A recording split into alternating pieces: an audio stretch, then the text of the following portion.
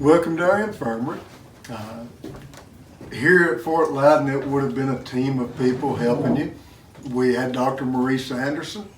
He was a volunteer cadet up at Fort Necessity in 1754. Lost his surgeon's kit when Washington surrendered Fort Necessity to the French. He came here to Fort Loudoun and was part of a team that would take care of the sick and the injured. Dr. Anderson would be assisted by a private who was a surgeon's mate, James Steele, and that's who I'm portraying today. You can see the matter, the more orange color of my uniform. That tells you I'm a private. James Steele was a private but also a surgeon's mate.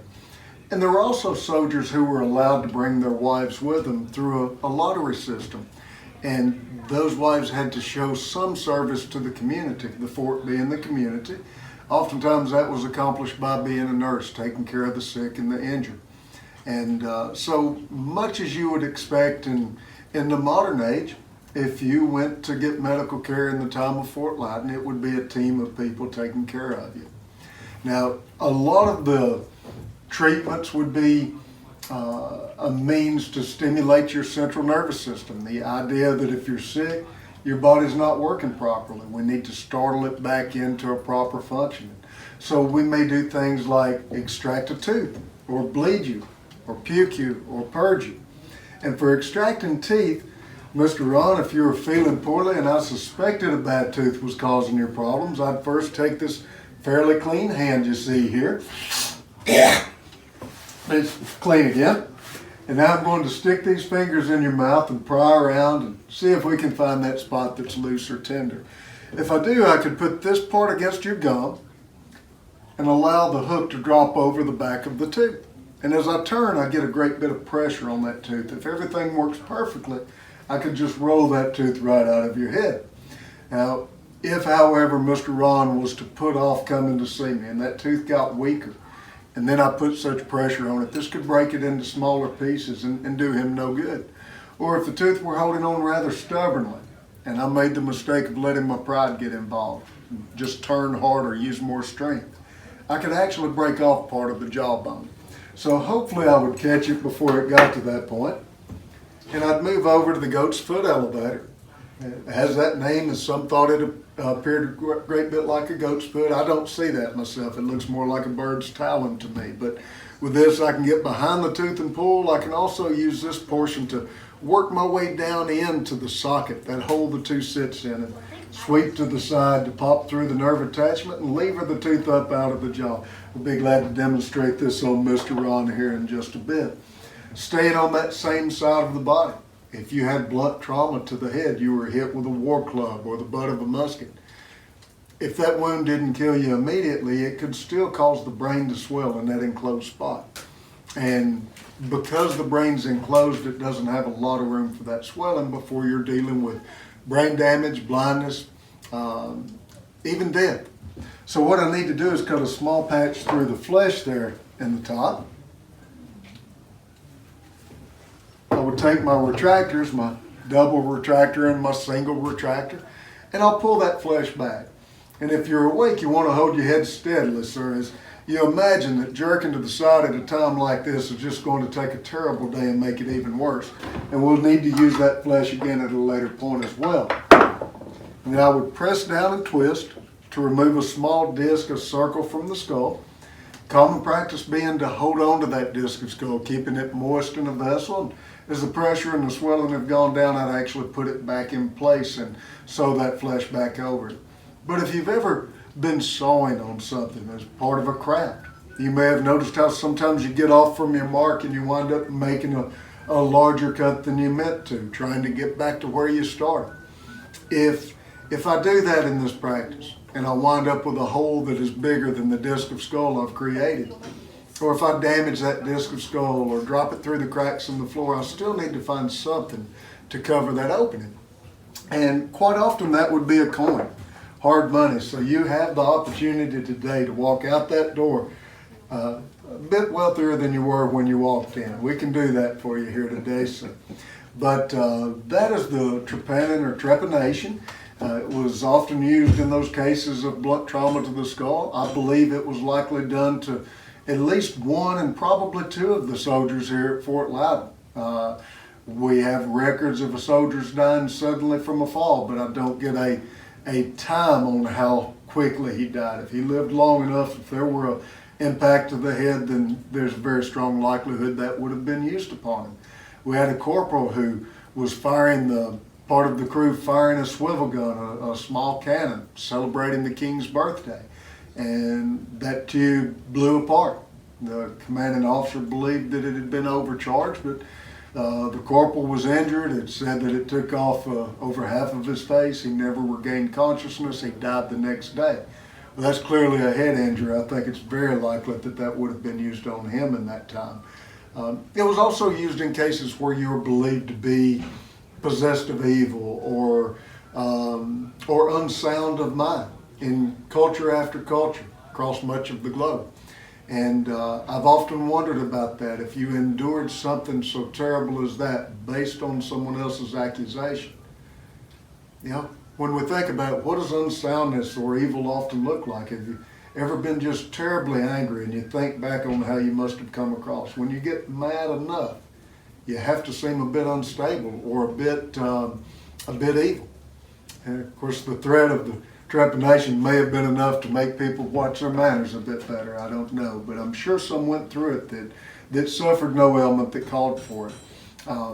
That's a little bit about the treatments on the head trauma of the 18th century. We also had medicinal treatments.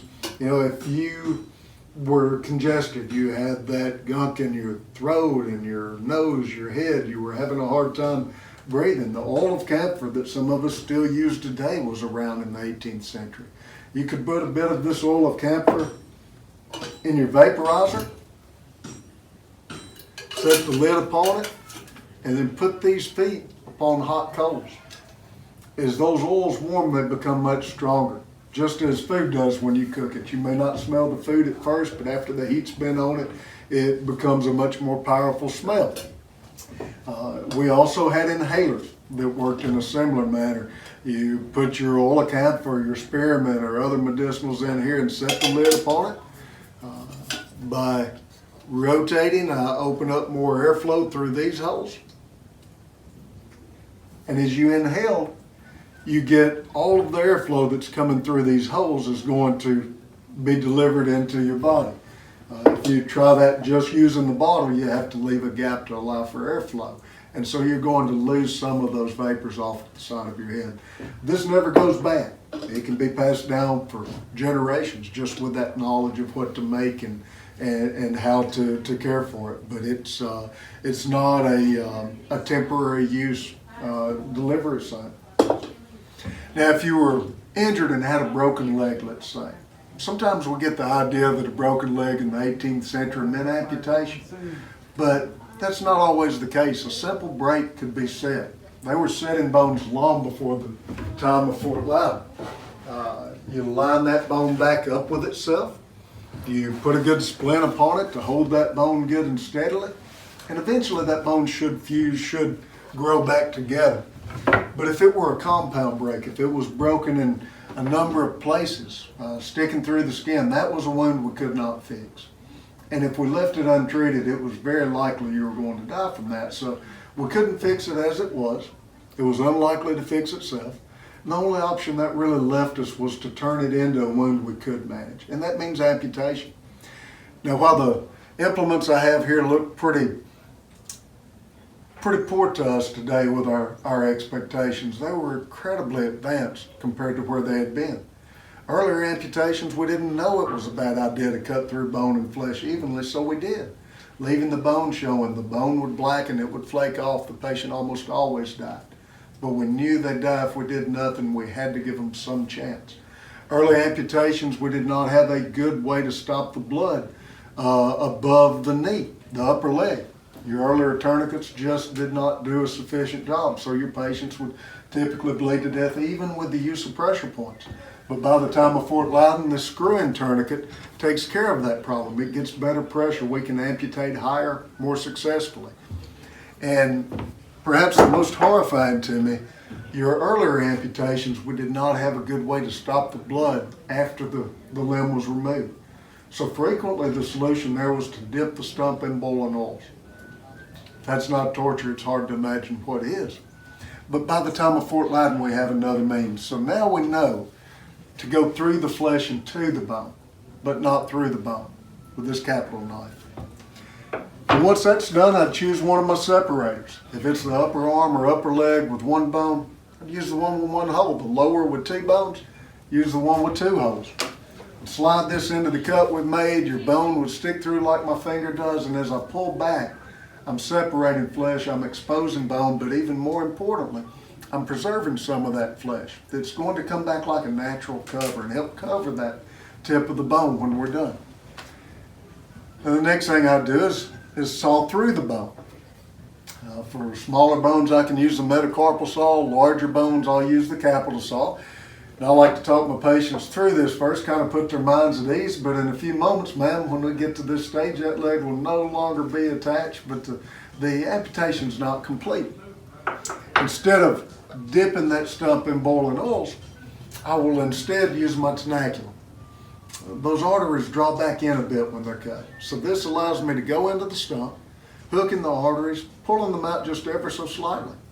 And down here I'd have loops of horsehair. They're already tied in knots, they're just not tightened down. And I'll slide this off of the shaft and onto the artery, tightening down to stop the blood flow.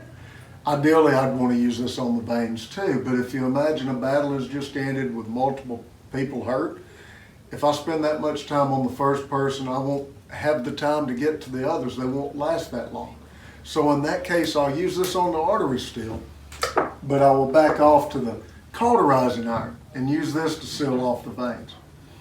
Once that's done, I'm going to slowly loosen the tourniquet, observe to see if there are places needing further attention, and if not, I'm going to put a dressing upon them, oftentimes cattail lymph from the plant, not the beast. We've still found very little benefit the beast brings, but the plant is rather handy.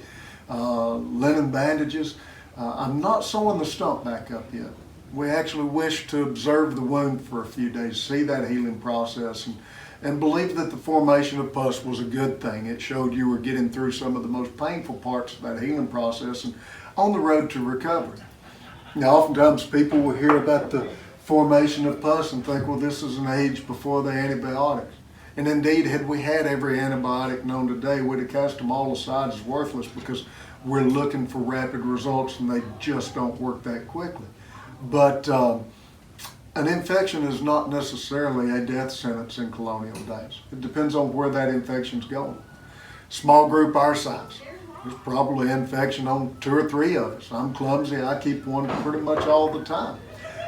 But it gets down to what direction that infection's going to. If it's going to the inside, yes, you've got a true threat upon you. But if it's going to the outside, like perhaps that gut there, probably will be all right.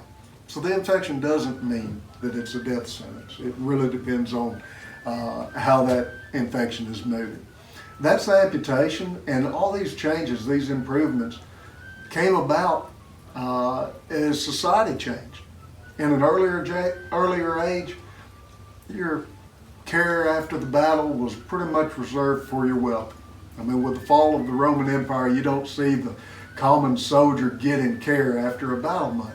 That's for your governor, your king, your person with money. But a few things happened to change that.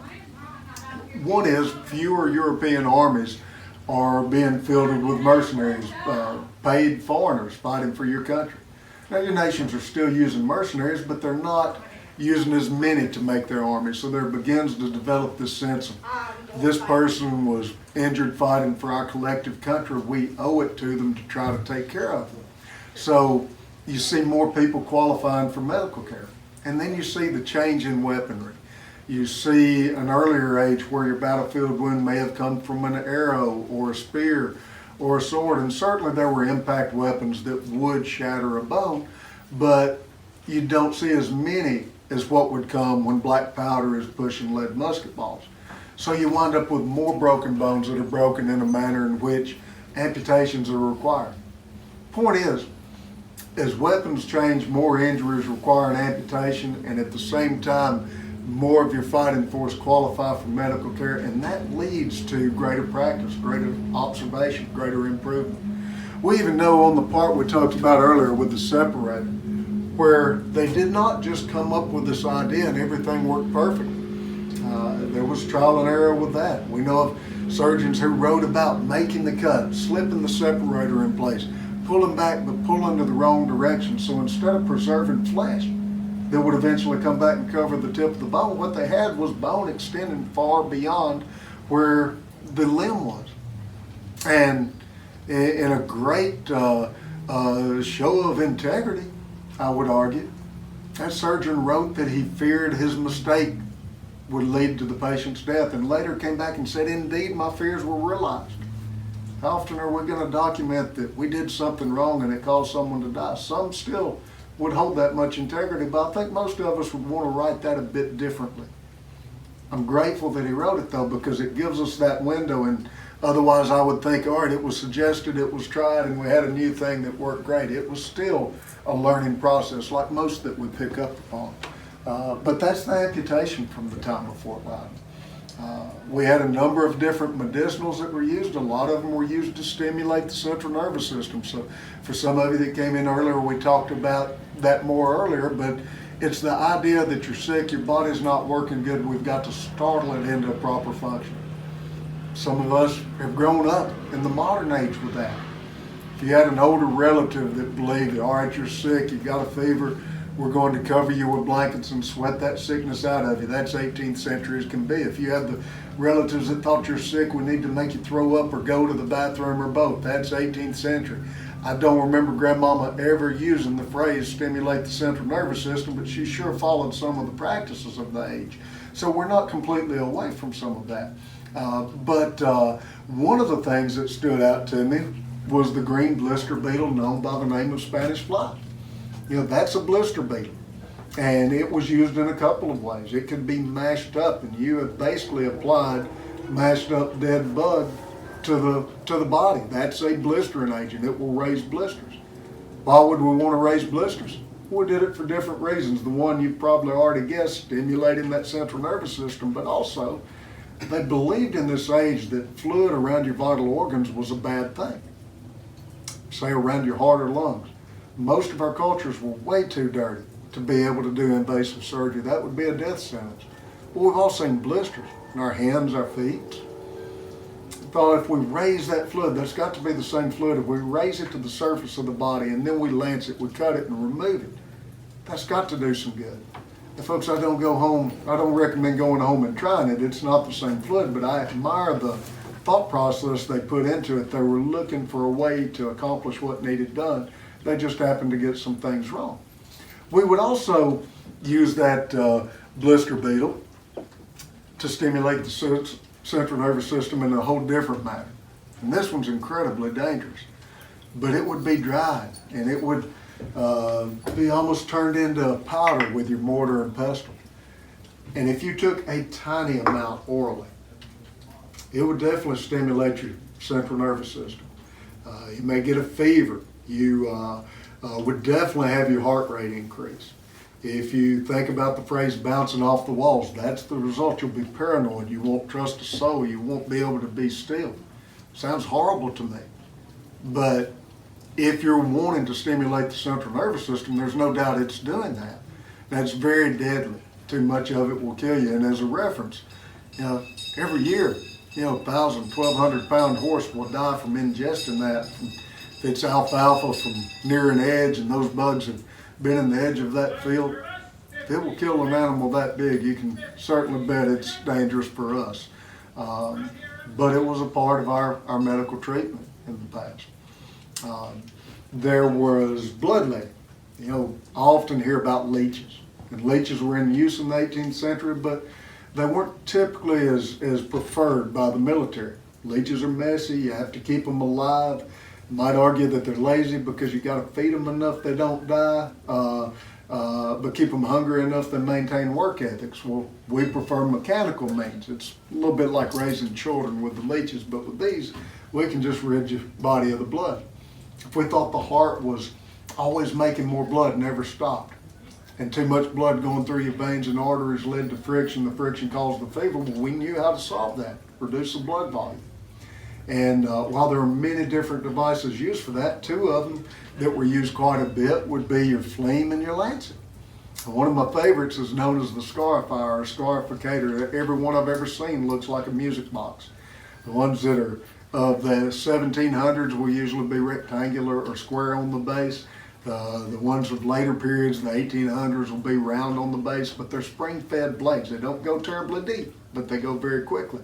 And you wind it up on top and press a release button on the side. And I've actually met people who thought they were music boxes when they found them at a relative's house and wound them up and pressed the release and got new cuts on their head. One of which told of how he did that when he was opening drawers at an uncle's house without permission.